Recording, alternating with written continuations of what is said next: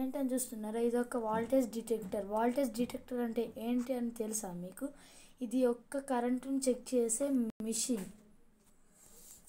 దీనికి సెల్స్ కూడా ఉంటాయి. దీన్ని ఎలా ఓపెన్ చేయాలంటే ఫస్ట్ ఇలా ఇగ్గాలి, తర్వాత సెల్స్ వేయాలి.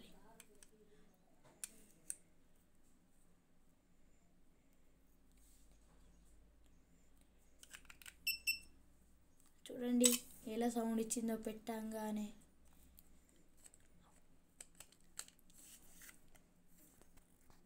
ఇప్పుడు చూడండి ఇది ఎలా చెక్ చేస్తుందో.